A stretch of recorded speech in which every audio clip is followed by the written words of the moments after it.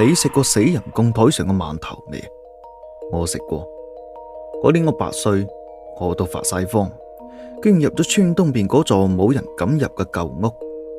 供台上擺住3個饅頭，我攞咗一個食咗。第二日同我一齊去嗰個朋友仔就啞咗，後嚟佢死咗。舊年我返村，嗰座舊屋仲喺度，供台上又擺住3個饅頭，好似啱蒸熟咁，飆住熱氣。我轉身想跑，身後就有人講嘢：食咗我個饅頭就係我個人啊！跑咗22年，都該翻嚟啦。我叫朱堅強，今年30歲，喺東莞間五金廠做搬運工。22年前嗰件事，我一直都唔敢同任何人講。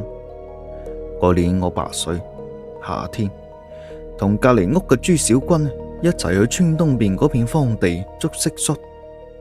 荒地中間有一座舊屋，青磚黑瓦，院牆冧咗一半，大門上嘅漆都剝落晒，露出咗入邊發白嘅木頭。村裏邊嘅老人話嗰座屋啊唔可以入嘅，裏邊住緊嘢嘅。我問咩呢？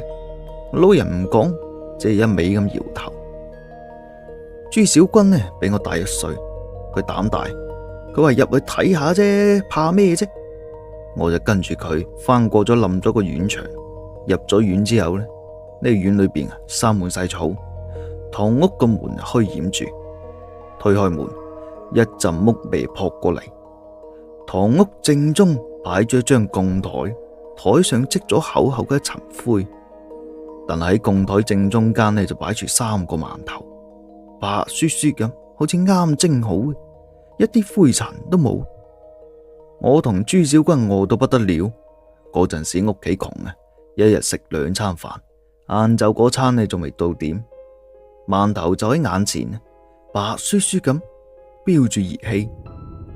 朱小軍先伸手攞咗個，2-3啖就食完咗。我見佢食咗冇事，我就攞咗個塞入嘴裏邊。饅頭係甜嘅，仲帶住一股講唔上嚟嘅香味，好似桂花又似檀香。食完之後，我聽見供台底下有聲，嘻嘻嘻嘻咁，好似有啲乜喺度笑。我趴喺地上向供台底下睇，黑乜乜咁，乜都見唔到。但係嗰股香味呢更濃啊，熏到我頭暈。朱小軍拉住我跑咗。第二日，朱小軍唔識講嘢咧，佢鴉住個嘴，咁喺度叫，一隻字都講唔出嚟。佢阿媽帶佢去鎮上睇，醫生話喉嚨冇問題，聲大都冇問題，就係發唔出聲嚟。後嚟啊，佢連都唔出嚟，把口抹住嘅，對眼弓住，好似有啲乜嘢喺度捏佢條喉嚨咁。半個月之後，朱小軍死咗。死嘅嗰晚，佢屋企人啊，聽見佢喺屋裏邊講嘢，但係把聲唔係佢，係個女人把聲喺度唱戲，咿呀咁唱咗成晚。第二日朝早入去睇，朱小軍瞓喺床上，塊面青，對眼空到大一大，鴉住個嘴，條脷冇咗。村裏邊嘅人話係嗰座舊宅裏邊嘅嘢喺度作祟，攞咗佢條脷。佢哋問我有冇食供台上放住個饅頭啊？我話冇食，我唔敢話食咗，我驚同朱小軍一樣。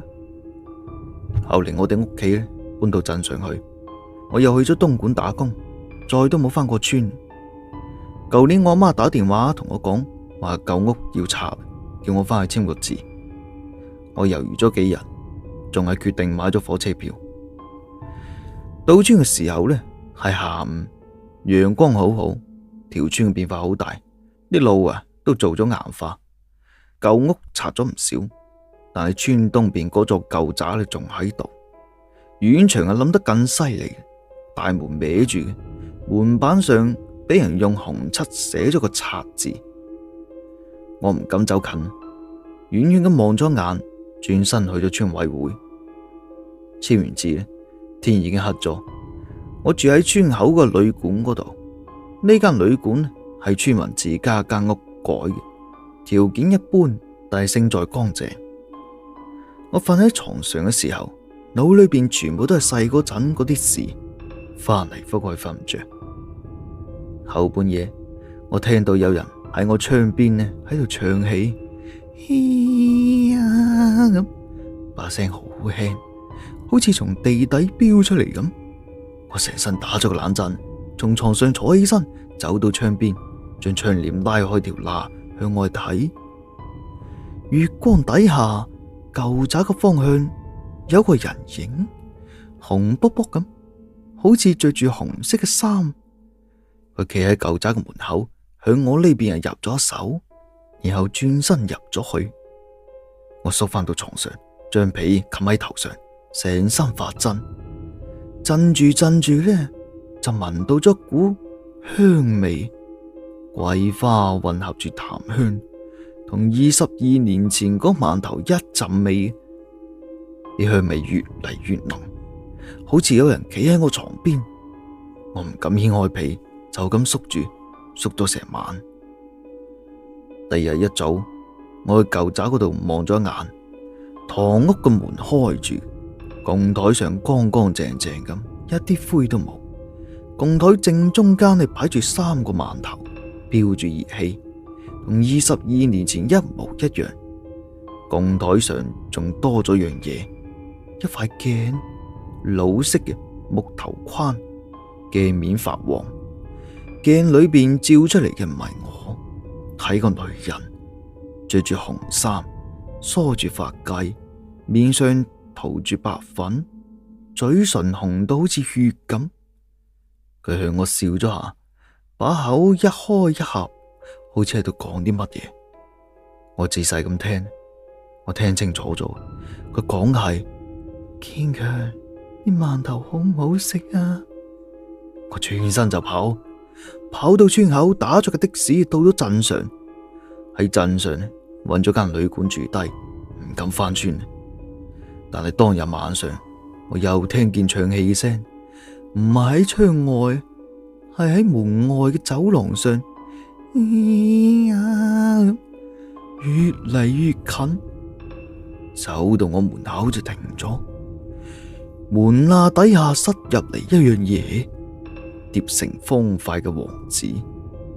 我執起身打開，裏邊寫咗行字，紅字，好似用血寫咁。上面寫住：朱堅強22年前嘅賬該還啊！我攞住嗰張黃紙，隻手震到不得了。我想將佢掉咗，但係張紙好似黐喺我手上咁，揈都揈唔甩。最後我用火機點着咗，紙燒起身，火苗係綠色嘅。紙燒完咗之後，灰跌喺地上，自動排成咗2個字：還利。我條脷開始發麻，好似俾啲乜嘢鏈住咗咁，又好似俾啲乜嘢向外扯。我啞咗一口，發唔出聲嚟，喉嚨裏邊好似塞咗段棉花咁。我搏命咁咳啊，但係咳唔出嚟。我跑到廁所對住鏡睇，條脷仲喺度，但係條脷上呢有道印係青紫色嘅，好似俾啲乜嘢鏈過咁。嗰日晚上，我發咗夢，夢見個女人，佢坐喺舊宅嘅供台上，着住紅衫，頭髮梳到油亮，面上搽住白粉，嘴唇紅到好似血咁。佢手裏邊攞住一個饅頭，白雪雪咁飆住熱氣。佢咬咗一啖，嚼咗下，跟住吞落去，然後望住我講：朱堅強，你食咗我個饅頭，就係我個人，條脷先留住，人要翻嚟。佢伸出手，手指頭好長，指甲塗住紅色，向我招咗手：翻嚟啦，堅強，供台上嘅饅頭，我一個人食唔晒。我醒嚟嘅時候，天已經光咗，條脷上嘅印淡咗啲，但係仲可以見得到。我收拾嘢翻咗東莞，唔敢再翻村。今年過年，我阿媽打電話同我講，舊屋已經拆咗，拆嘅時候從供台底下挖出個壇嚟，個壇裏邊裝住3個饅頭，硬嘅、黑嘅，好似放咗好耐好耐咁。饅頭底下壓咗一張相，黑白嘅。張相上係一個着住紅衫嘅女人，梳住髮髻，面上塗住白粉。相嘅背面寫咗行字：朱門長房長孫府。我媽問我：你幾時定得親啊？我話冇啊。佢就話：咁呢個係咩意思啊？我話我唔知喎。吸咗電話，我去咗趟廁所，對住塊鏡望咗一條脷，嗰度印仲喺度，青紫色嘅，好似俾條繩勒過咁嘅痕跡。我試住講咗句嘢，把聲正常，但係講完之後，鏡裏邊嘅我把口仲喺度喐，拗咗3次，合上又拗咗3次。佢講嘅係翻嚟。我關上燈，從廁所出嚟，將手機裏邊嗰個舊仔嗰啲相啊全部刪晒。但係刪完之後，相冊裏邊多出咗一張新嘅相，係個饅頭，白雪雪嘅，標住儀器，擺喺供台上。供台後邊企住個着紅衫嘅女人，睇唔清塊面。我想刪咗呢張相，手機屏幕突然黑咗，黑屏裏邊影出我自己塊面，但係嗰塊面喺度笑，嘴角向上翹，雙眼眯成一條罅，但係我冇笑喎。